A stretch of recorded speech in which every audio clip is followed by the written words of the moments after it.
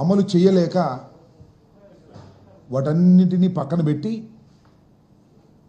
తూతూ మంత్రం చేసేసి 11 సీట్లకు పరిమితమైపోయింది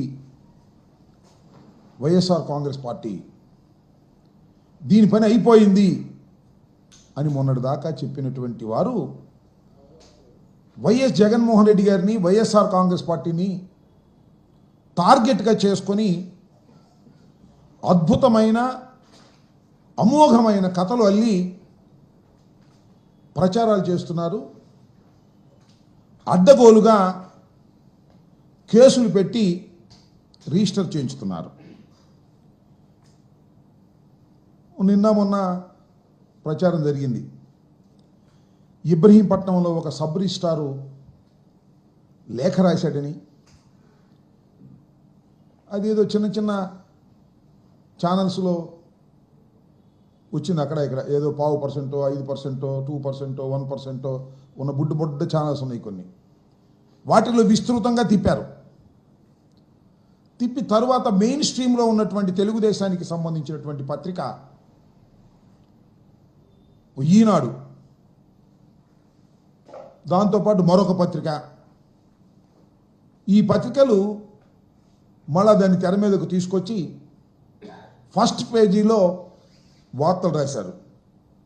బినామీ బూచోళ్ళు అని. వీళ్ళు ఎక్కడి దాకా వెళ్ళారంటే, ఈ సబ్ రిజిస్ట్రార్ చాలా అన్యాయాలు, అక్రమాలు, భూదందాలు, దొంగ రిజిస్ట్రేషన్స్ విశాఖపట్నంలోవి, రాజమండ్రిలోవి, ఇబ్రహీంపట్నంలో ఉన్నటువంటి చోట అనేక చోట్ల ఇవన్నీ చేశారు. దీని వెనకాల ఎవరో చీమకుర్తి శ్రీకాంత్ ఉన్నాడు.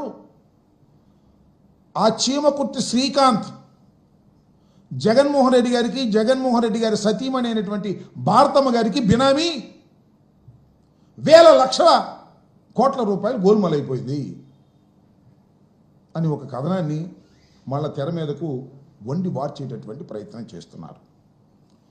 ఎవరు ఈ శ్రీకాంత్? సారీ, శ్రీకాంత్ గారు, సింగ్, ఈ సబ్ రిజిస్ట్రార్. ఆయన ఏంటి, ఈ నెల 3వ తారీఖున ఆయన్ని పోలీసులు అరెస్ట్ చేశారు. ఒక విషయం ఇక్కడ మీకు చెప్పాలా, వైఎస్ఆర్ కాంగ్రెస్ పార్టీ అధికారంలో ఉన్నప్పుడే 2023 నవంబర్ 17న ఈ ధర్మసింగ్ అనే సబ్ రిజిస్ట్రార్ నివాసంలో ఏసీబీ దాడులు జరిపింది.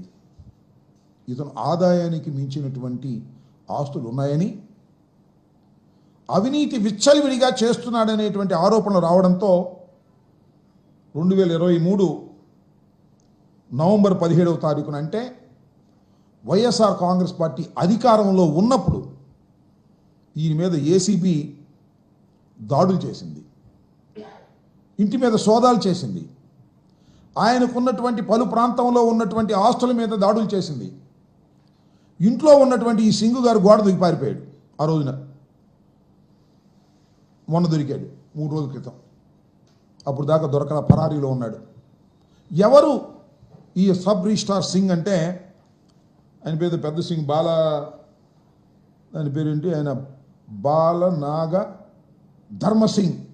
ఈయనేంటి ఆయన కథ అంటే, 2014 నుంచి 2019 వరకు విజయవాడ ప్రాంతంలోనే సబ్ రిజిస్ట్రార్గా ఉన్నారు. చాలా అవినీతి ఆరోపణలు ఆయన మీద వచ్చాయి. వైఎస్ఆర్ కాంగ్రెస్ పార్టీ ఆయన మీద యాక్షన్ తీసుకోవడానికి ప్రయత్నం చేస్తే పారిపోయి మొన్న దొరికాడు 3వ తారీఖున.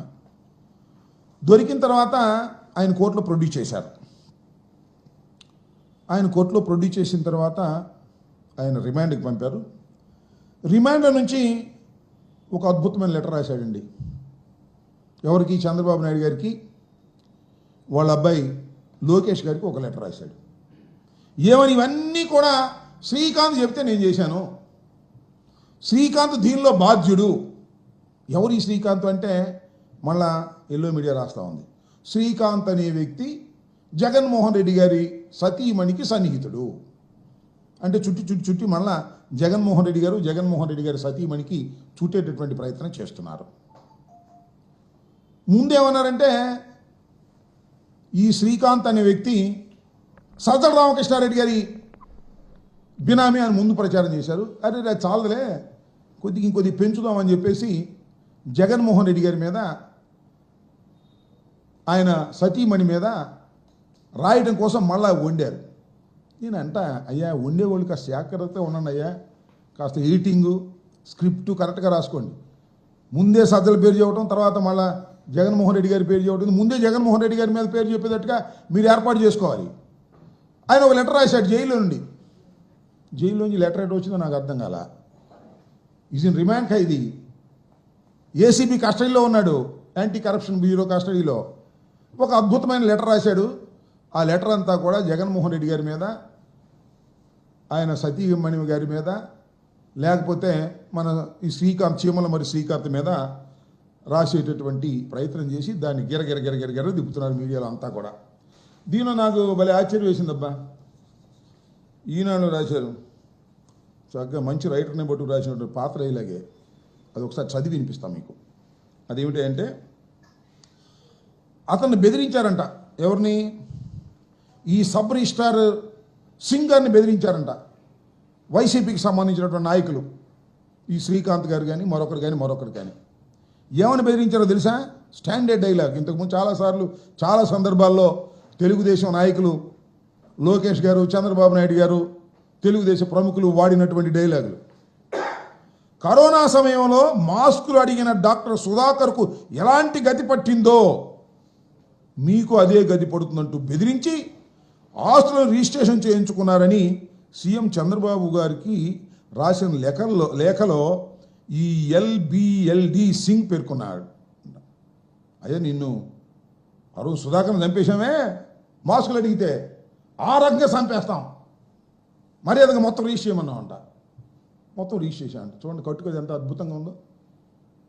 ఆడేటప్పుడు కాస్త అబద్ధం ఆడినా కూడా అతికేదట్టు ఉండాలా, అట్లా లేదు. చక్కగా పాత రైలాగులు తీసుకొచ్చి పొలిటికల్గా పెట్టి దీన్ని గిరగిర దిప్పి జగన్మోహన్ రెడ్డి గారికి, వారి సతీమణి గారి మీద రాసేటటువంటి ప్రయత్నాలు చేస్తున్నారు. ఏదో చిన్న పత్రికలు రాశాయి, ఏదో రేటింగ్ కోసం రాశాయంటే, లేదా రేటింగ్ కోసం ఛానల్స్లో ఏదో గప్పండి గ్యాస్ కొట్టేటటువంటి వారు చూపిస్తున్నారంటే మనం నమ్మొచ్చు. కానీ చివరికి ఎల్లో మీడియాలో చాలా నెంబర్ 1 అని చెప్పుకునేటువంటి పత్రిక.